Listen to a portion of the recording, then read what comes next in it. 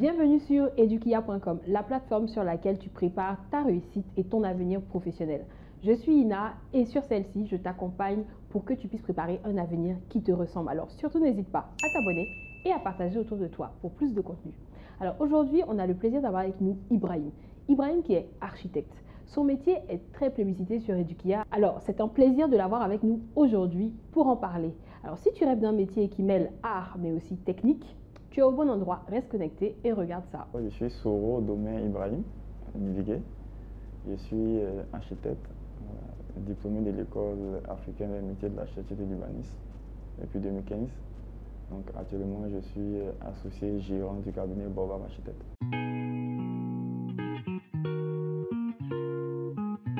Le métier d'architecte consiste à apporter du bien-être aux gens, aussi à plus ou moins les aider à mieux investir dans tout ce qui est projet dans l'immobilier.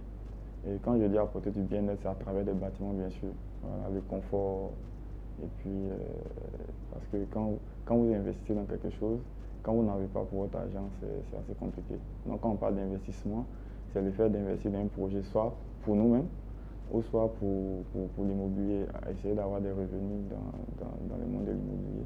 Donc c'est ça notre métier. On conseille, on conçoit et on suit jusqu'à la réception de l'ouvrage. On dit très souvent que l'architecture, c'est l'art de concevoir des bâtiments. C'est la définition traditionnelle. Et puis l'architecte aussi s'est défini comme le chef d'orchestre de tout ce qui est dans le secteur du bâtiment.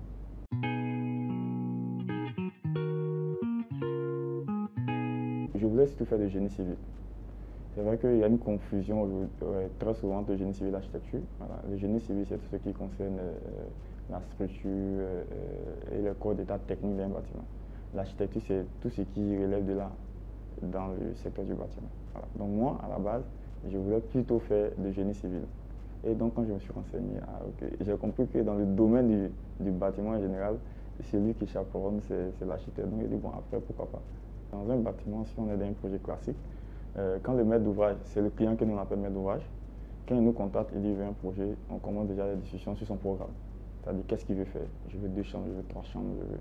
Donc, quand on lui pose des questions, on se rend compte qu'effectivement, voici ce dont il a besoin, ou voici ce dont il pense qu'il a besoin, mais ce n'est pas vraiment ça.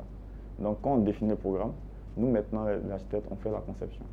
C'est-à-dire, on va agencer les pièces.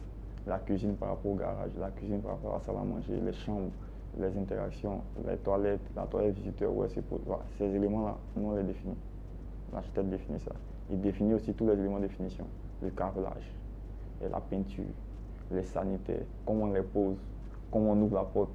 Quand on va ouvrir la porte, ça va cogner telle chose. Donc, et comment on gère même l'espace dans le salon, dans la salle à manger. Comment on met les meubles pour ne pas qu'on soit en train de regarder la télé, quelqu'un passe devant nous. Donc, ces éléments, c'est pour ça que j'ai parlé aussi d'apporter du bien-être. Voilà. Donc, tous ces éléments-là, c'est ce que l'architecte fait. Et même dans la disposition du bâtiment, comment faire pour que le bâtiment soit bien ventilé, soit bien orienté, tout ça. Maintenant, l'ingénieur génie civil, lui, il va venir gérer ce qui est structure. Les architectes, quand ils sont à l'école, ils apprennent des notions de structure, bien évidemment. Mais l'ingénieur génie civil, c'est son métier. Donc lui, par exemple, quand on est dans un bâtiment, on a besoin, j'ai fini de dessiner, j'ai fait des trucs qui déboîtent, tout ça. Lui, il prend, il calcule la structure. Et puis il me dit, ok, on va mettre un poteau ici, on va mettre un poteau ici. Maintenant, moi, en tant qu'architecte, avec l'expérience que j'ai, avec les notions aussi que j'ai, je peux dire non, je ne veux pas qu'il y ait un poteau ici parce que ça sera en plein salon. Ça dérange. Essaie de mettre ce poteau-là dans ce mur-là, ou quand tu vas mettre dans le mur, il va déborder, donc on va l'habiller. En tout cas, on trouve des solutions comme ça. Et en général, le génie civil ici, dans les bâtiments classiques, c'est la structure.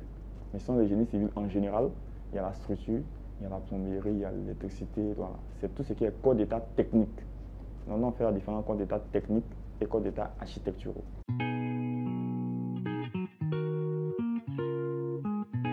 Dans mon travail, ce que je fais au quotidien, c'est le conseil.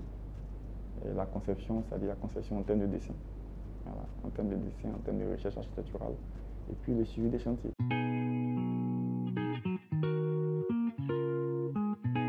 Je suis au bureau le matin, j'ai rendez-vous avec un client, il vient me voir, il m'expose son projet, je lui demande ce qu'il veut, il m'explique, donc je lui donne des conseils, des orientations par rapport à ça. Donc en fonction de ce qu'on a défini ensemble, moi, je vais travailler derrière en faisant, en concevant le projet, tout ça et autres. Voilà. Je peux recevoir un client, on finit de discuter son projet, et je vais dans mon bureau, je dessine un projet sur lequel je devais être et que je dois rendre. Aussi, je travaille avec des collaborateurs, donc quand j'ai donné des éléments sur lesquels on me fait des retours, on me fait des retours. Si j'ai une réunion chantier qui est prévue pour ce jour, je vais à la réunion, je participe à la réunion et puis je rentre. Donc, en vrai, on n'a pas de programme fixe.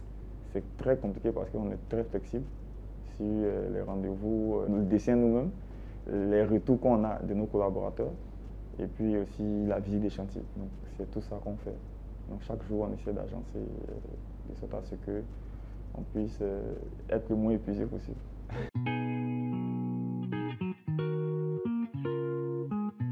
Savoir dessiner, c'est un gros plus. Franchement, c'est indéniable. Savoir dessiner, c'est un gros plus. Donc, s'ils aiment dessiner, qu'ils veulent devenir architecte, c'est tant mieux pour eux.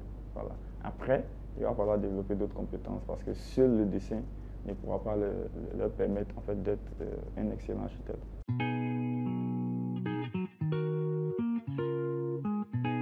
Ce qui est un peu encrucifié avec l'architecture, c'est que c'est un domaine qui est à cheval entre l'art et le technique. C'est-à-dire, on est bon architecte, on sait rédiger, on rédige des cahiers des charges, on rédige des clauses, tu vois. Donc, c'est des éléments sur lesquels il faut avoir une bonne capacité rédactionnelle. Voilà. Et au-delà de ça, il y a l'aspect aussi technique, c'est-à-dire au-delà du dessin, l'aspect technique, c'est-à-dire quand on regarde, comme j'ai dit, on fait des cours de structure, on fait ce genre d'éléments, ce qui fait que tu as besoin de ces éléments techniques et de ces éléments aussi de littérature pour pouvoir t'en sortir. Et je pense que ce qui est le plus primordial, c'est d'avoir une bonne culture générale.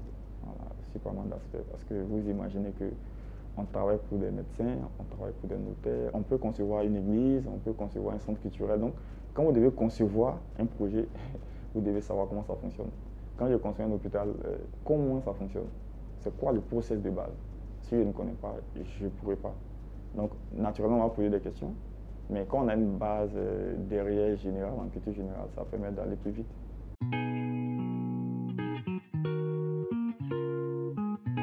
Le fait d'être au contact des gens, voilà. Bon, c'est un avantage pour certains n'aiment pas trop. Voilà. Le fait de rencontrer pas mal de personnes dans le domaine, franchement, pour moi, c'est un gros avantage. Et puis, rencontrer des personnes diverses.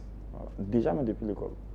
En école d'architecture, en général, on croise pas mal de personnes. Bon, parce que la plupart d'entre nous, architectes en Côte d'Ivoire, on est étudiés à l'étranger, donc tu vois pas mal de monde, et puis de nationalités différentes.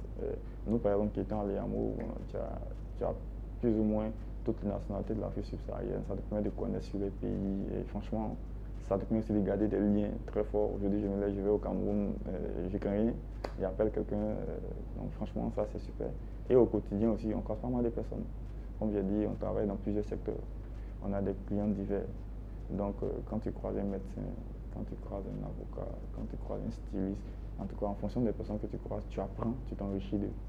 Et donc, c'est un métier qui, si c'est plein, franchement, on s'ennuie pas du tout.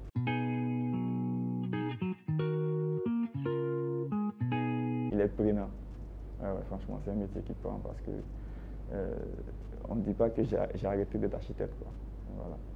C'est un métier, on peut le faire au début, sans peut-être vraiment l'aimer. Ouais, on a fini les études, on voulait faire quelque chose, on est rentré, mais pour persister, durer, continuer dans le métier, si vous n'aimez pas, c'est compliqué. Parce que toujours, vous êtes en train de penser à l'architecture. Vous rentrez à la maison, il y a un projet qui tourne dans votre tête, souvent vous travaillez à la maison. Franchement, il est prenant. Il est prenant. Donc, en termes de vie sociale, beaucoup ne s'en sortent pas vraiment. Voilà, parce qu'ils ont du mal à gérer tout ce qui est la vie sociale et la vie professionnelle.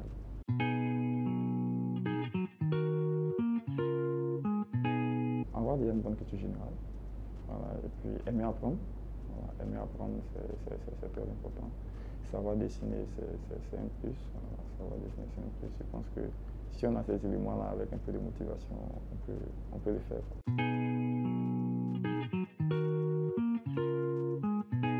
Quand c'est pas dessiner, on a la chance aujourd'hui parce qu'il y a des logiciels de dessin.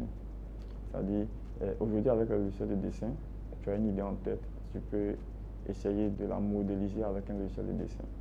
L'avantage avec qu'on est très bon dessinateur, c'est que naturellement, on va aller plus vite sur le logiciel de dessin. Voilà. Mais on peut ne pas être un excellent dessinateur et être un bon architecte. On apprend à dessiner aussi, ça c'est important. On apprend à dessiner, ça, il faut que les uns et les autres sachent qu'on apprend.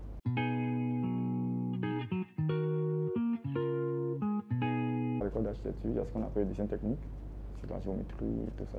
Il y a le croquis d'architecture. Le croquis d'architecture, ok, on fait un croquis d'un arbre, on fait, voilà, ça c'est très courant, les architectes font beaucoup de croquis au quotidien. Il y a le dessin d'art aussi qu'on apprend à l'école d'architecture, mais bon, c'est pas ce qu'on fait le plus souvent aujourd'hui. Aujourd'hui, on fait pas beaucoup de dessin d'art. Et si vous venez me voir, je ne vais pas me mettre à dessiner en fait votre projet à la main et autres. Vous allez avoir le rendu de façon numérique. Okay. Mais je peux vous faire un croquis. On arrive sur un chantier, on a un problème à résoudre. Je vous fais le croquis, ok, voici, voilà. Ça permet de conforter le client, ça a une bonne plus-value. Donc c'est beaucoup plus ça. Mais la géométrie en dessin technique, ça vous allez apprendre pour vous permettre aussi de dessiner. Parce que quand vous allez commencer à dessiner sur le logiciel de dessin, c'est la géométrie que vous avez fait de façon basique là qui vous sert.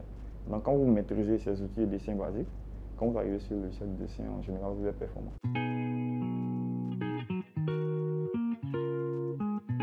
Oui, on est beaucoup plus porté sur l'ordinateur, mais après, bon, il y a deux écoles aujourd'hui. Nous, on a appris à dessiner à l'école d'architecture sur les planches pendant 1-2 ans. Et après, on nous a fait passer sur le logiciel de dessin. Bon, nous-mêmes, on travaillait déjà en amont avec les aînés, mais l'école nous obligeait à travailler au moins 1 année avec les planches. Je ne sais pas comment ça se passe maintenant, mais on a appris ça. Et l'autre chose, c'est qu'aujourd'hui, quand on conçoit, moi, quand je conçois, je ne vais pas directement sur la machine. Je prends un stylo, je prends mon carnet, je commence à agencer les espaces. Et puis, bon, après, quand c'est bon, oui, avec la tablette, quand c'est bon, là, je dis, OK, ça va, je sais maintenant ce que je vais numériser sur. Par contre, je connais des personnes qui vont directement sur l'ordinateur. Ils disent qu'ils ont ce que je fais, moi, avec la tablette ou avec mon stylo, et ils le font directement avec la machine. Donc, je ne peux pas dire que c'est moins bon que l'autre.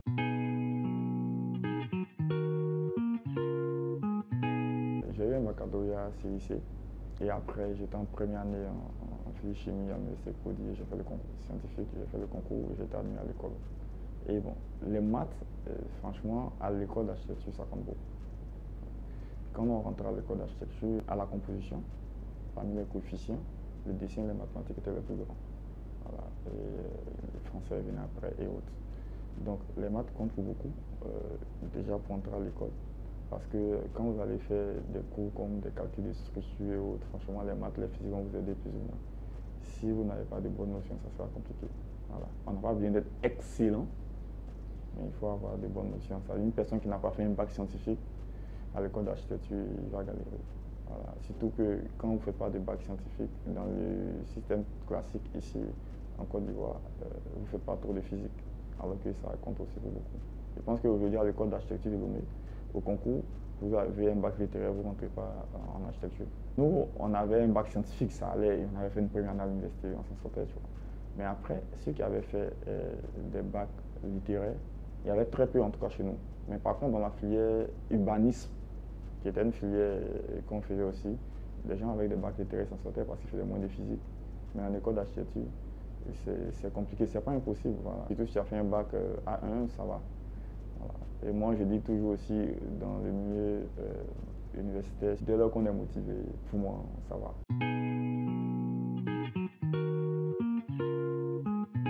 Les architectes sont chers.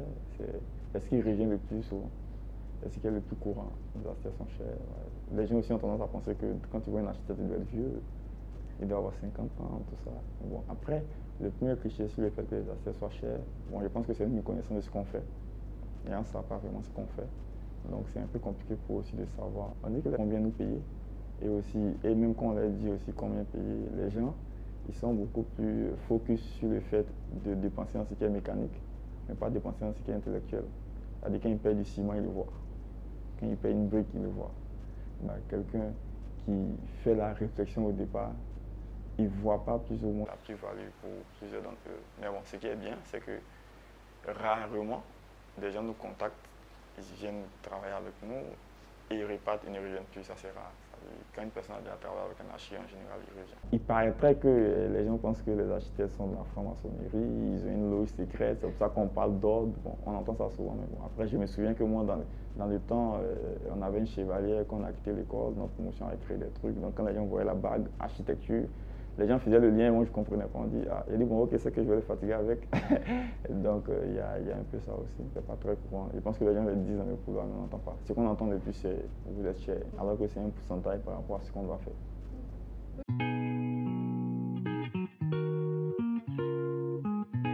Le fait de toujours créer de nouveaux espaces, c'est-à-dire apporter du confort aux gens, c'est bien. C'est-à-dire, quand je fais l'impact aussi que j'ai dans la ville, quand je fais un bâtiment, quand je passe, que je vois un bâtiment qui est bien construit, franchement, il me plaît. Même quand c'est pas moi qui l'ai fait, quand je vois un bâtiment qui est bien construit dans la ville, franchement, ça me plaît. Donc, imaginez quand c'est un projet que vous avez fait, ou quand quelqu'un s'assoit dans son salon et puis il est heureux, ça fait plaisir.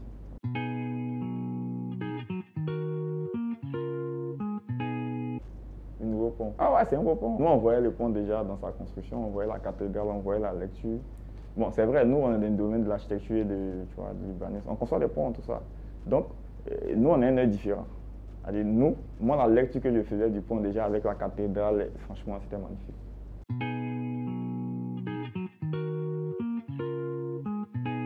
Je n'étais pas vraiment trop inquiet, mais j'avais plus ou moins des idées de ce que je voulais faire.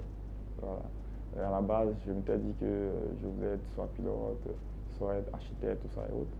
Et je pense qu'en troisième, je me suis beaucoup plus mis en génie civil. J'ai dit, ok, le génie civil pourrait m'intéresser. Donc, en troisième, je me suis renseigné avec les conseillers d'orientation. On m'a dit, il y a F4, qui est une filière pour le génie civil. Ok, j'étais intéressé à faire ça. Malheureusement, il y a un conseil. Bon, malheureusement, heureusement, il y a un conseiller d'orientation qui m'a dit que j'étais trop jeune et qu'aller faire le technique, c'était pour les gens beaucoup plus âgés qui veulent vite quitter l'école. Bon, j'ai trouvé que c'était pas un bon conseil, mais bon, après, qui sait. Donc, j'ai pas pu faire le F4. Donc, j'ai fini la troisième. J'ai été orienté en seconde littéraire et j'ai demandé à aller en seconde scientifique. Voilà, parce que en fait, j'avais les moyens pour être en seconde littéraire et en seconde scientifique. Voilà. Donc, j'ai demandé à aller en seconde scientifique. Et bon, j'ai fait mon parcours jusqu'à ce que je me renseigne un peu plus. Et bon, j'ai figé l'architecture. Je me disais que quand j'arriverai en terminale, je vais faire le concours de l'école d'architecture.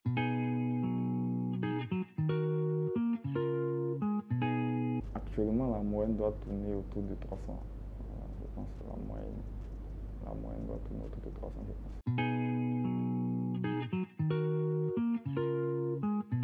C'est l'ordinateur. J'ai un ordinateur, j'ai une bonne souris, c'est parti. Voilà, je modélise. Ok, bon, après, naturellement, tu as ton petit bloc-notes pour dessiner ou ta tablette pour dessiner. C'est essentiellement ça. Et après, on discute avec les clients, donc c'est le conseil. Et il y a le suivi chantier. On arrive, on fait le suivi chantier, on fait des rapports, c'est essentiellement ça.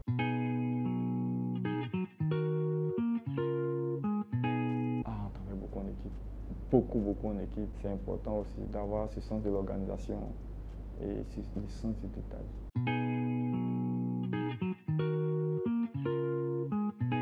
Effectivement, elle a dit, quand tu as l'école d'architecture, tu aimes ça. L'architecte, c'est le chef d'orchestre, mais bon, tu ne sais pas que l'orchestre que tu dois jouer a plusieurs instruments et des instruments.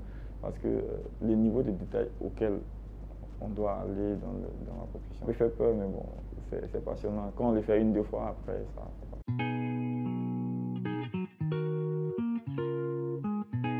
Ah, c'est un beau métier. Moi, dès lors qu'il veut s'orienter, moi, je pense qu'il devrait le faire sans hésiter. Voilà. Dès lors qu'ils veulent faire cette profession, qu'ils disent aïe, sans hésiter. Et les compétences qu'ils n'ont pas, qu'ils essaient de les avoir, ça et là. Il y a plusieurs méthodes pour les avoir. Et pour moi, avec la motivation, ils ne vont pas s'ennuyer.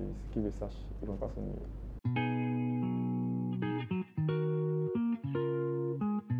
Je n'ai pas été orienté en seconde littéraire pour rien parce que j'aime beaucoup lire.